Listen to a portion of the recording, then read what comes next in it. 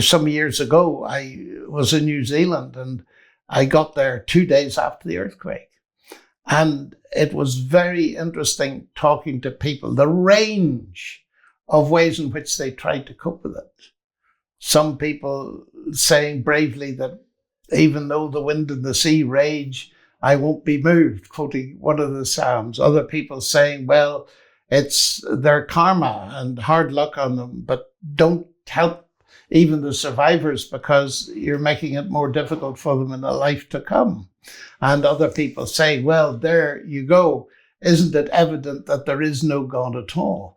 Suffering and pain are the hardest things, I think, that certainly I find to deal with.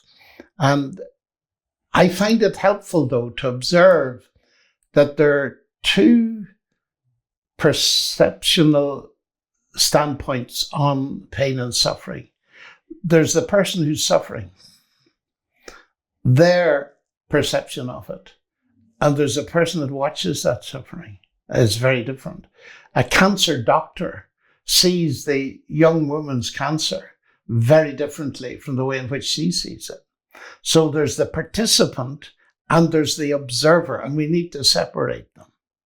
And then, of course, there are at least two potential sources of it. There's the suffering that people do to one another. Yes. And then there's the earthquakes, tsunamis, cancers, all that kind of thing. And we need to tease them apart. But it interests me that those that go down the atheist route, they claim to have solved the problem in saying that there is no God. But if you notice what's happening here, they may have satisfied themselves that they solved the problem. They've removed the problem, but simultaneously, as I pointed out to a number of people in New Zealand, amongst other places, that they've removed all hope by definition. And therefore, there's an unsatisfactory thing there because human nature cries out in all of this for justice. And I want to ask the question where it comes from. You see, if there is no God, why should we bother about suffering? It's just like the world is. And Dawkins almost takes that position, you know. Oh, he does? Yes. It's a very heartless position in the end. It's utterly heartless. Because you see, it means, apart from anything else, there's no explanation for it. It's just random. It's just accidental. Well, why does it hurt so much? The other problem with it is, it seems to me, we at least, if we believe, and I certainly do, and you do, have the knowledge that it wasn't meant to be. No. And that one day the wounds will be bound up. There's a hope. Oh, I think that's absolutely true. But in between, I think there's something we can say. And that is, as I have put it to many people, that at the heart of Christianity, whether you accept it or not, perhaps you should just listen to what it claims before you throw it out, is a God who suffered. Yes. And the central claim of Christianity is that the one on the cross was God. And you can ask then, what is God doing on a cross? Well, at the very least, I want to argue, at the very least, he's not remaining distant from human suffering, but is becoming part of it. And there I see the window, because the cross, the claim is followed by the resurrection. And that's what gives me hope, that beyond the suffering, there is resurrection. Mm-hmm. So I can bring hope to the young woman who's been given 3 months to live because of cancer. I can't take the cancer away or the suffering, but I can bring hope. And that's where the difference is, that Christ offers us something.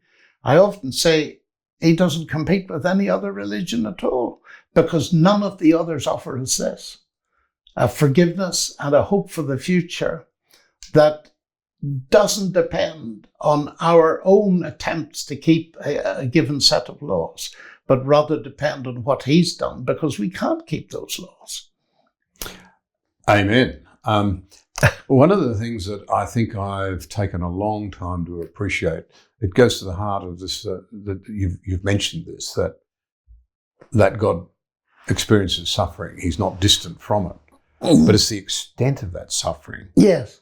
It eclipses anything we've known. If you stop and think about it, utterly rejected, totally alone, when he's been falsely accused, and we all know how cutting it is to be falsely accused, subjected to an absolute sham of a legal process, knowing mental and spiritual agony and physical pain that is beyond our comprehension, crucifixion having been flogged within an inch of your life. So he knew he's not distant from suffering. It's taken me a long time to see, I think, in my life, my walk, or to even begin to try and comprehend how real his willingness to take that suffering on was. We can't say he doesn't understand. No, we can't say he doesn't understand. And often in my experience pastorally, talking to people, when you get to that point, there's a dawning of awareness that this could mean something to me and could lift my burden. And that's the amazing thing.